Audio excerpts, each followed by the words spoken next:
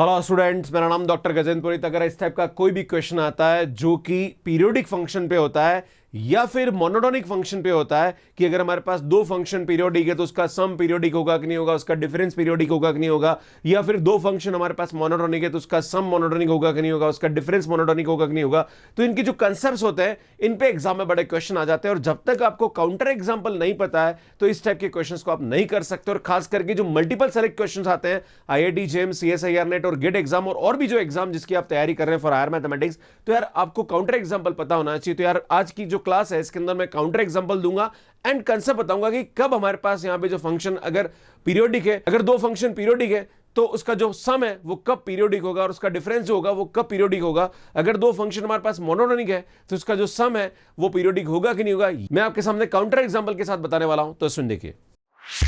Hello students, अगर आपको इस टाइप के क्वेश्चन करने में दिक्कत आती है, आप 2 से मल्टीप्लाई और 2 से इसको डिवाइड कर, तो इसके पीछे का जो कंसेप्ट है वो क्या है वो मैं आपको बताने वाला हूं। आप CSIR NET, GATE, IIT JAM exam या MSc एंट्रेंस। सुन बात करेंगे सबसे पहले यहां पे the sum of two periodic function may not be periodic function. तो सुन यहां पे एक कंसेप्ट समझने की जरूरत है। अगर हमारे पास दो फंक्शन पीरियोडिक है और उनका जो पीरियड है उसका LCM एग्जिस्ट करता है तो यार उसका जो सम होता है वो हमारे पास यहां पे क्या होता है, पीरियोडिक होता है। और उसका डिफरेंस भी होगा वो हमारे पास पीरियोडिक होगा। इसका जो रीजन है वो ये है कि उसका जो लीनियर कॉम्बिनेशन होगा उसका पीरियड भी एग्जिस्ट करता है अगर दोनों का LCM एग्जिस्ट करता है तो। इसलिए हमारे पास जो दोनों फंक्शन है उनके पीरियड का LCM एग्जिस्ट करना जरूरी है, तभी हमारे पास उसका सम और डिफरेंस का पीरियड एग्जिस्ट करेगा और वो पीरियोडिक होगा, राइट। तो ये आपको समझने की जरूरत है। अब आपके सामने दो एग्जांपल दे रहा हूं।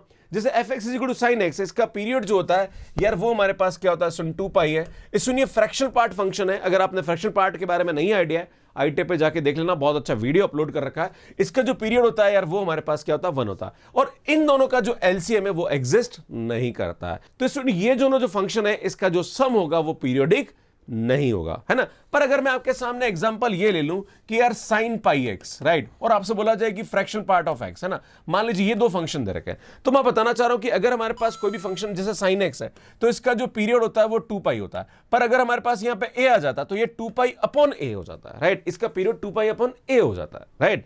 तो यार यहां पे हमारे पास आ गया πx, तो इसका जो पीरियड होगा वो अगर 2 पाई अपॉन पाई आ जाएगा, राइट। और इसका पीरियड तो 1 ही होता है। अब आप देखोगे सुनिए से कैंसिल, तो 2 और 1 आ गया, तो सुनिए इसका LCM एग्जिस्ट कर जाता है ना, हम इसका LCM निकाल सकते हैं। Getting my point.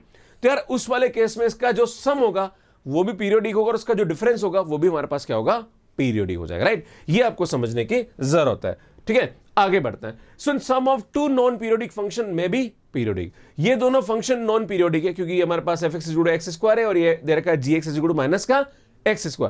पर जैसे इसको सम करेंगे तो 0 आ जाएगा और 0 हमारे पास यहां पे क्या होता है, सुन एक पीरियोडिक फंक्शन होता है। तो यार हो भी सकता है और नहीं भी हो सकता, ये आपको ध्यान देने की जरूरत है।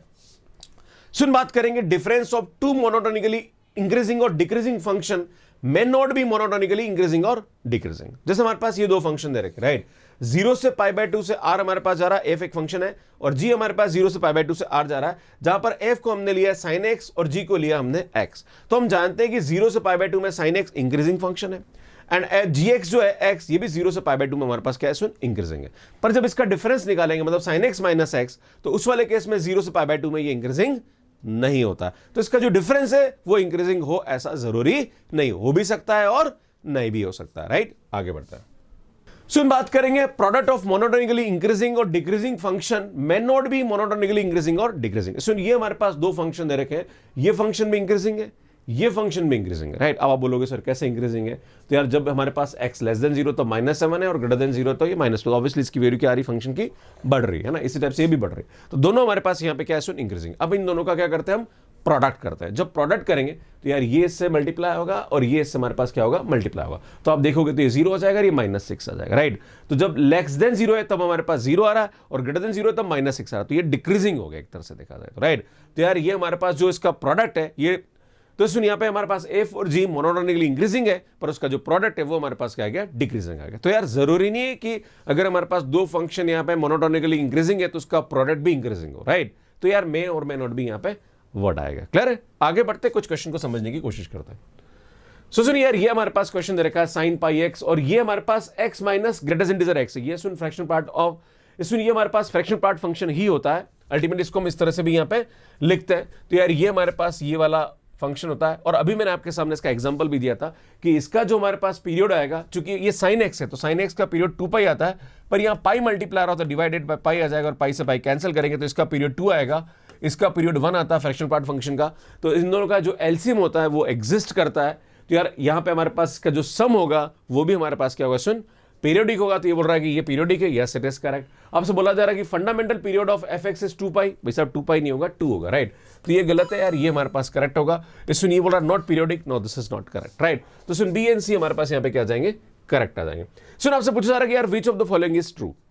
पहला क्वेश्चन बोल रहा है कि sum of two periodic function is always periodic. भाई साहब नहीं, गलत है ना। हमें देखना पड़ेगा कि उसका पीरियड का एलसीएम एग्जिस्ट कर रहा है या नहीं कर रहा। Difference of two monotonically increasing function is always increasing, no it is not correct.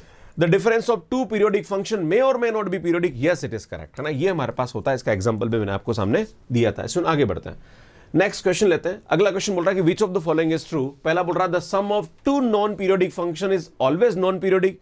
यार हम यहाँ पे कह नहीं सकते होगा या नहीं होगा, राइट। तो सुन यहाँ पे मैंने एग्जांपल लिया था f x is equal to x square and g x is equal to minus का एक्स स्क्वायर। तो हम देखेंगे उसका जो सम होता है वो 0 हो जाता है और वो पीरियोडिक हो जाता है ना। पर यह हमारे पास यहाँ पे ये बोल रहा है कि the sum of two non periodic function is always non periodic, जरूरी नहीं है ना, क्योंकि 0 आएगा तो वो पीरियोडिक हो जाता है।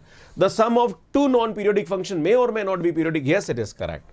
नेक्स्ट है the product of two monotonically decreasing function may और may not be decreasing, yes it is correct, है ना। मे और मे नॉट बी वर्ड के लिए हम कह सकते हैं the sum of two periodic function may और may not be periodic, yes it is correct, right.